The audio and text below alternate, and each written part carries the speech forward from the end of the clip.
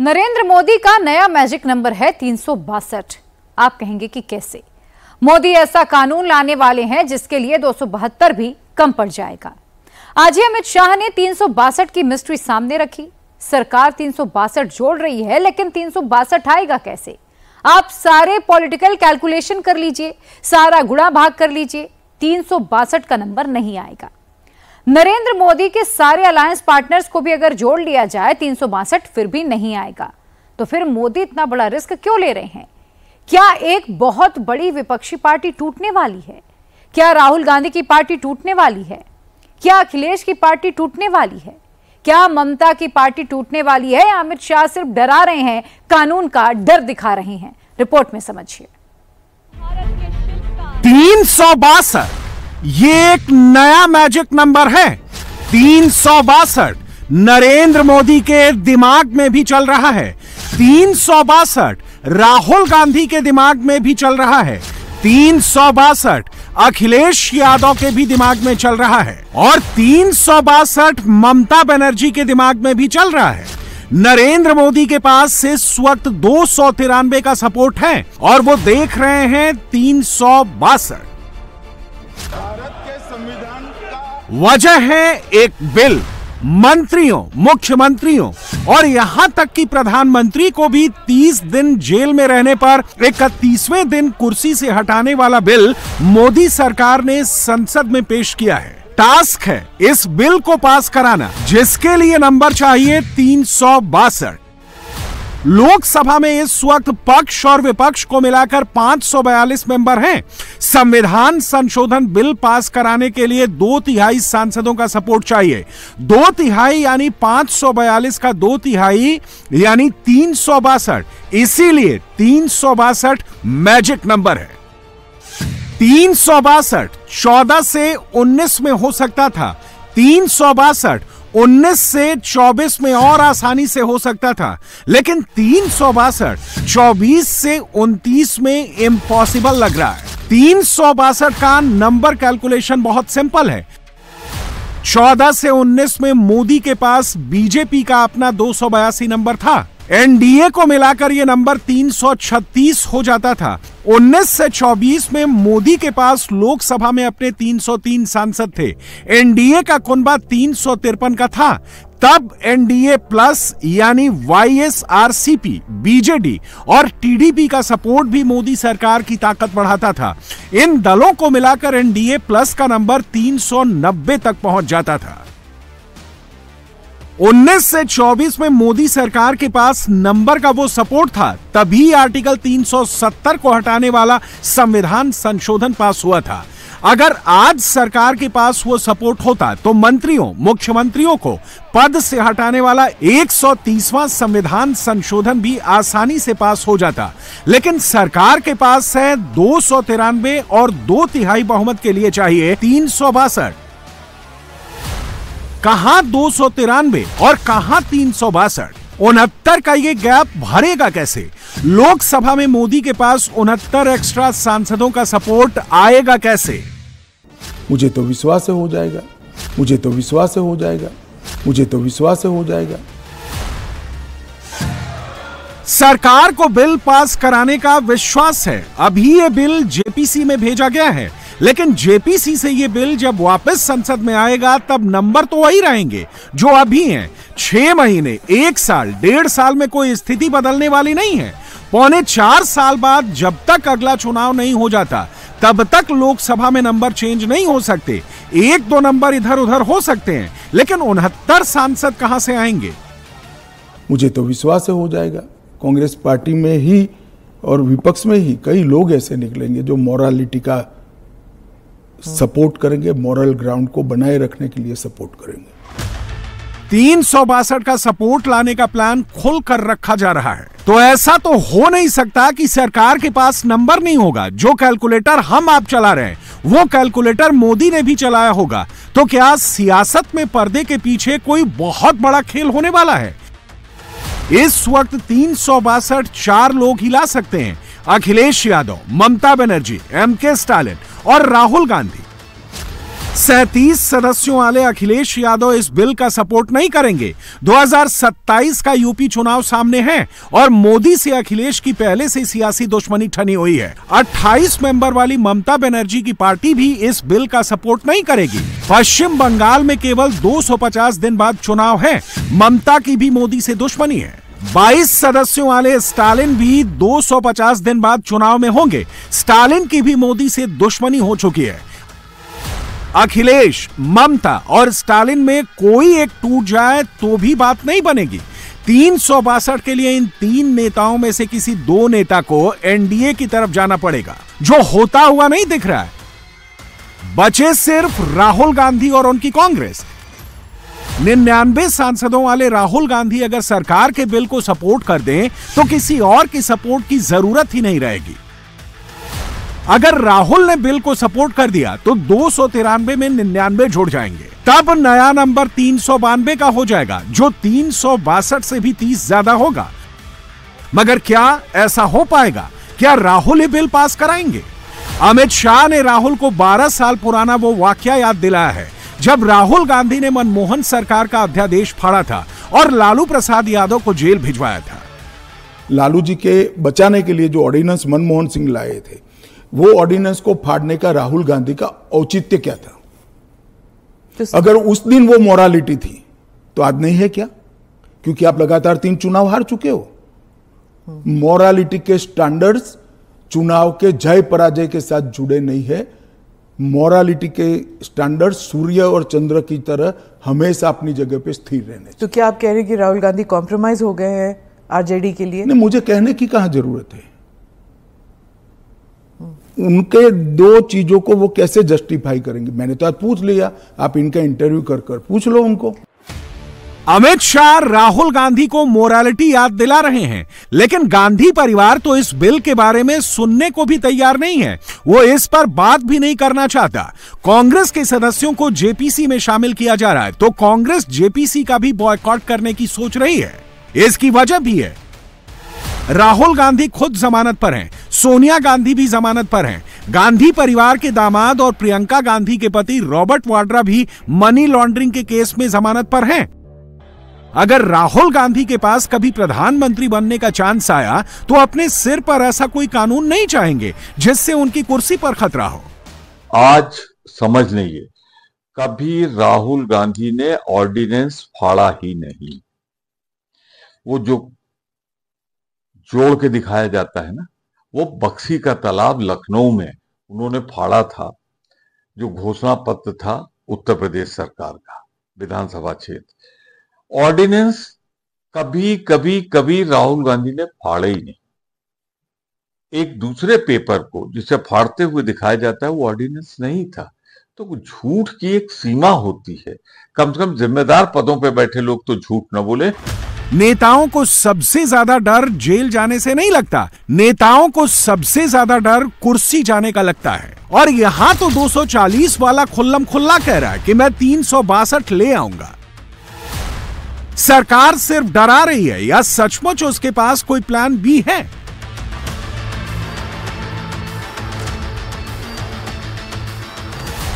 क्या सरकार ने कोई होमवर्क किया है जिसका टारगेट राहुल गांधी है?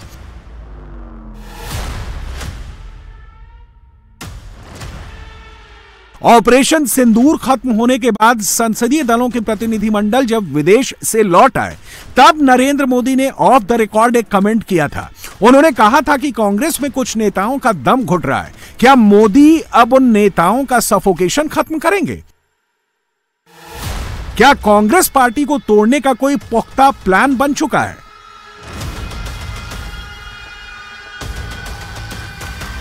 लोकसभा में कांग्रेस के 99 सदस्य हैं। दल बदल कानून से बचने के लिए 2/3 यानी 66 सांसदों का टूटना जरूरी है। अगर राहुल गांधी के 66 सांसद टूट गए तो लोकसभा में नरेंद्र मोदी का नंबर 293 + 66 यानी 359 हो जाएगा, जो 362 से सिर्फ 3 कम होगा।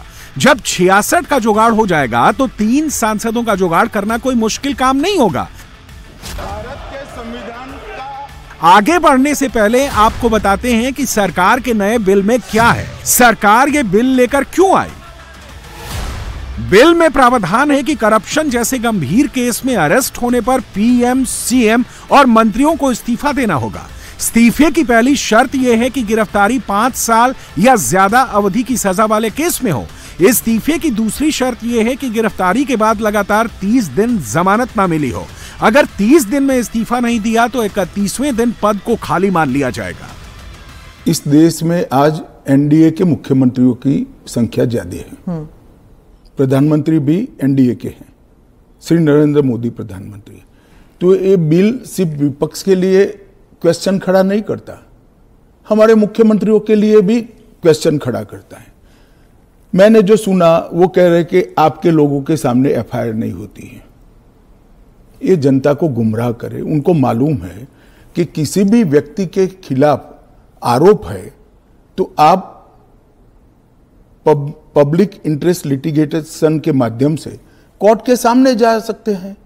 कोर्ट ऑर्डर करेगी कि इनके खिलाफ एफआईआर करो।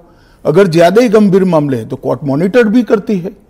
इसमें पक्ष विपक्ष कहां आता है? बट ये एक सेकंड मेरी बात पूरी नहीं हुई है। इसमें पक्ष विपक्ष नहीं आता है। और दूसरी बात, इसमें 30 दिन तक जमानत का प्रावधान किया गया है। अगर फर्जी टाइप का केस है तो देश की हाई कोर्ट और सुप्रीम कोर्ट आंख मूंद कर नहीं बैठे हैं। इस बिल की जड़ में दिल्ली की पिछली अरविंद केजरीवाल सरकार है। दिल्ली के शराब घोटाले में अरविंद केजरीवाल को अरेस्ट करके जेल भेजा गया था। अरविंद केजरीवाल 177 दिन जेल में रहे लेकिन इस्तीफा नहीं दिया। केजरीवाल के डिप्टी सीएम मनीष सिसोदिया 17 महीने जेल में रहे लेकिन जेल जाने के बाद भी वो डिप्टी सीएम बने रहे। केजरीवाल के मंत्री सत्येंद्र जैन भी जेल जाने के बाद दिल्ली के जेल मंत्री बने रहे। तमिलनाडु के मंत्री सेंथिल बालाजी 8 महीने तक जेल में रहे लेकिन मंत्री बने रहे। विपक्ष का कहना है कि इस बिल के जरिए विरोधी दलों के नेताओं को टारगेट किया जाएगा, फर्जी केस कराए जाएंगे और अरेस्ट करके विपक्षी पार्टियों की सरकार गिराई जाएगी। झारखंड में क्या हुआ? जो वहां के मुख्यमंत्री को जेल भेजा गया, हाईकोर्ट ने जो जजमेंट दिया उसको पढ़ लीजिए जमानत की, कि ये इसमें तो कोई अपराध हो, आरोप बनता नहीं। यही स्थिति कम बेसी केजरीवाल जी की है। तो यानी कि आपकी सरकार जो कुख्यात है अपने विरोधियों को फंसाने के लिए, वो किसी ईडी से, सीबीआई से, जो आपके बिल्कुल एजेंट के तौर पर काम कर रहे हैं, जिन्होंने स्वायत्तता समाप्त हो गई है, वो भाजपा के एजेंट के तौर पर काम कर रहे हैं, उनसे आप किसी मंत्री को आप किसी मुकदमे में फंसा दी, जमानत तो होती नहीं 5-6 महीने ईडी सीबीआई के केसेस की। तो यानी वो पद से चला जाए। और फिर बहुत से ऐसे भी लोग हैं जिन पर आपने प्रयोग किया। महाराष्ट्र डिप्टी चीफ मिनिस्टर जो आज बने हुए अजीत पवार, इनके लिए भोपाल में मोदी जी ने कहा कि चक्की पीसिंग, और उनको डरा के अपने में शामिल कर लिया। यही आपने किया उद्धव की पार्टी में। तो आप इसका इस्तेमाल करना चाहते हैं ईडी सीबीआई से दबाकर, या तो मेरी तरफ आओ या तो आ जाओ भाजपा में, वरना चक्की पीसिंग। सरकार ये बिल तभी लाना चाहती थी जब अरविंद केजरीवाल जेल से सरकार चला रहे थे, लेकिन अगर उस समय ये बिल आ जाता तो आम आदमी पार्टी को यह कहने का मौका मिल जाता कि मोदी केजरीवाल को टारगेट कर रहे हैं, इसीलिए बिल को इतने लंबे समय तक रोका गया। बिल अभी लाया गया तो फोकस में कांग्रेस है। अगर कांग्रेस टूट गई तो 66 सांसदों का बड़ा गुट नरेंद्र मोदी के सपोर्ट में चला जाएगा और 33 सांसदों का दूसरा छोटा गुट राहुल गांधी के साथ रह जाएगा। राहुल गांधी की कांग्रेस के लिए ऐतिहासिक रूप से यह सबसे छोटा नंबर होगा। 2019 में कांग्रेस 52 पर थी, 2014 में कांग्रेस 44 पर थी, 2025 में कांग्रेस 33 पर आ सकती है। लेकिन ऐसा ही होगा, यह कोई पक्के तौर पर नहीं कह सकता। कांग्रेस को तोड़ना इतना आसान भी नहीं है। राहुल गांधी के पापा राजीव गांधी ने ही दल बदल कानून बनवाया था। दल बदल कानून के तहत किसी पार्टी को 2/3 से कम सांसदों ने पाला बदला तो उनकी सदस्यता खत्म हो जाएगी। पिछले 78 साल में कांग्रेस सिर्फ एक बार टूटी, वो भी बाहर से नहीं बल्कि अंदर से टूटी है। तब दल बदल कानून भी नहीं था। राहुल की दादी इंदिरा गांधी ने सिंडिकेट के पुराने नेताओं से मुक्ति के लिए कांग्रेस तोड़ी थी और इंदिरा कांग्रेस के नाम से नई पार्टी बनाई थी। तब से अब तक 50 साल हो गए, कांग्रेस कभी टूटी नहीं। शरद पवार, अर्जुन सिंह, माधवराव सिंधिया और नारायण दत्त तिवारी जैसे कद्दावर नेता समय समय पर कांग्रेस से निकलते रहे, फिर भी कांग्रेस नहीं टूटी। तो राहुल गांधी की कांग्रेस को कैसे तोड़ लेंगे? लोकसभा के लगातार 3 चुनाव हारने के बाद भी राहुल गांधी कांग्रेस के सर्वमान्य नेता बने हुए हैं। सबसे ज्यादा भीड़ भी वही जुटाते हैं और कांग्रेस में सबसे ज्यादा अट्रैक्शन भी उन्हीं का है। अब कांग्रेस नहीं टूटती है तो 362 होना मुश्किल है। 99 सीटों वाली कांग्रेस, 37 सीटों वाली सपा, 28 सीटों वाली तृणमूल और 22 सीटों वाली डीएमके अगर एक ब्लॉक में अटूट रह गए तो इन 4 दलों को मिलाकर ही 186 सांसद हो जाते हैं। इन चारों दलों को माइनस कर दें तो 542 सदस्यों वाली लोकसभा में केवल 356 का नंबर बचता है। इन 4 दलों का एकजुट रहना ही बिल को गिराने के लिए काफी होगा। तो क्या 362 का यह शिगुफा सिर्फ बिहार चुनाव के लिए छोड़ा गया है?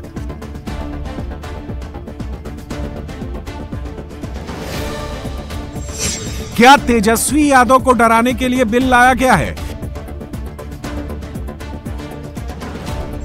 क्या बिहार को यह बताया जा रहा है कि तेजस्वी सीएम बन भी गए तो जेल जाएंगे?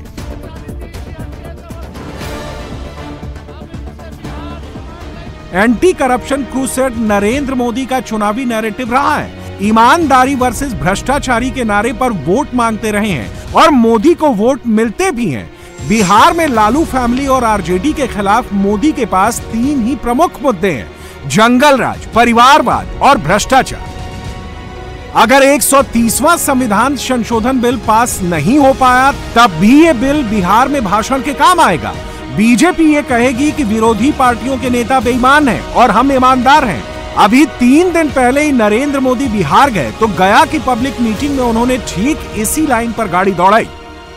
ये आरजेडी वाले, ये कांग्रेस वाले, ये लेफ्ट वाले इस कानून का विरोध कर रहे हैं। ये बहुत गुस्से में है और कौन नहीं जानता उनको किस बात का डर है। जिसने पाप किया होता है वो अपने पाप को दूसरों से छुपाता है, लेकिन खुद को भीतर से जानता है कि क्या खेल खेला है। इन सब का भी यही हिसाब है। ये आरजेडी और कांग्रेस वाले कोई बेल पर बाहर है, कोई रेल के खेल में अदालत के चक्कर लगा रहा है और जो जमानत पे बाहर घूम रहे हैं भी आज इस कानून का विरोध कर रहे हैं। 2005 के बिहार चुनाव में लालू यादव के खिलाफ चारा घोटाले का मुद्दा था। 2010 के बिहार चुनाव में भी लालू यादव के खिलाफ चारा घोटाले का मुद्दा रिपीट हुआ। 2015 के चुनाव में लालू और नीतीश साथ थे, फिर भी बीजेपी ने लालू को ही टारगेट किया। 2020 में तेजस्वी यादव के आईआरसीटीसी घोटाले का मुद्दा बन गया। 2025 में नौकरी के बदले जमीन और आईआरसीटीसी घोटाला दोनों बीजेपी का मुद्दा है। तेजस्वी यादव जमानत पर हैं, लालू यादव जमानत पर हैं, राबड़ी देवी भी जमानत पर हैं और मीसा भारती भी जमानत पर हैं। आरजेडी का विरोध बिल्कुल उसी लाइन पर है जिसका अनुमान बीजेपी ने पहले से लगा रखा है। ये आरजेडी की पुरानी लाइन है और यही इंडिया अलायंस की भी लाइन है। ये बिल अव्वल तो आप पास नहीं करवा पाएंगे, नहीं तो ये सर्वोच्च न्यायालय में 1 मिनट टिक नहीं पाएगा। अमित शाह जी मैं समझता हूं कि मूलतः अभी भी राजनेता नहीं बन पाए, उनके अंदर सबको ले चलने की क्षमता नहीं है। और मैं तो कहूंगा न सिर्फ विपक्ष मुक्त लोकतंत्र करने की कोशिश है, बल्कि उनके जो प्रतिस्पर्धी लखनऊ में बैठे हुए हैं उनके भी निपटाने की कोशिश है। ये आंतरिक विपक्ष और बाह्य विपक्ष दोनों को खत्म करना चाहते हैं। क्या अमित शाह जी ने ईडी के बारे में सर्वोच्च न्यायालय की हालिया टिप्पणी सुनी है या नहीं सुनी है, या सुन के अनसुना कर दिया है? जिसमें सर्वोच्च न्यायालय ने कहा ईडी से, आप तो पॉलिटिकल पार्टी की तरह बिहेव कर रहे हो, किसके इशारे पे काम कर रहे हो। तो ये सब संदेश है माननीय गृह मंत्री जी को। लेकिन मैं दोहराता हूं, वो न सिर्फ अपने बाहर के विपक्ष Congress, RJD, left, DMK, TMC, Sapa, बल्कि अपने अंदर भी जो उनसे कंपटीशन में चल रहे हैं लखनऊ वाले, उन तरह के तमाम लोगों को भी निपटाने की मंशा है इस कानून के तहत। सत्ता पक्ष और विपक्ष से अलग एक और नेता हैं असदुद्दीन ओवैसी। ओवैसी ने बिल का विरोध करने के लिए बिल्कुल नई गोटी तैयार की है। ओवैसी कहते हैं कि बिल ठीक है, बशर्ते जांच एजेंसियों के हेड की पोस्टिंग और ट्रांसफर का अधिकार सरकार के पास ना हो। इन्वेस्टिगेटिंग एजेंसीज को अपॉइंट एग्जीक्यूटिव करती है, यानी सेंट्रल गवर्नमेंट करती है, राइट। जब तक इनका इंडिपेंडेंटली अपॉइंटमेंट नहीं होगा, ये सस्पिशन, ये क्वेश्चंस बराबर अराइज होंगे कि ये सरकार के इशारे पर काम कर रहे हैं। गवर्नर सेंट्रल गवर्नमेंट अपॉइंट करती है। गवर्नर अगर के राज में सिर्फ 4 या 5 मिनिस्टर्स को आप अरेस्ट कर लीजिए, सरकार गिर गई। आप इन तमाम चीजों को इंडिपेंडेंट कर दीजिए, जिसमें कोई सरकार का रोल नहीं रहेगा, उंगली नहीं उठेगी ना आप पे। अगर आप वाकई में मोरालिटी की बात कर रहे हैं, तो जब मोरालिटी की बात कर रहे हैं तो ये भी कानून डाल दीजिए कि जिस किसी को पकड़ा जाएगा वो सेंट्रल गवर्नमेंट के पार्टी में शामिल नहीं होगा। डाल दीजिए आप, इसको क्यों नहीं डालते आप? नरेंद्र मोदी के लिए विन विन सिचुएशन है। विरोधी पार्टियां बिल के खिलाफ जितना बोलेंगी, मोदी का उतना ही फायदा है। अगर बिल पास हो गया तो करप्शन पर कंट्रोल होगा, अगर बिल पास नहीं हुआ तो भी मोदी के पास एक अचूक हथियार होगा।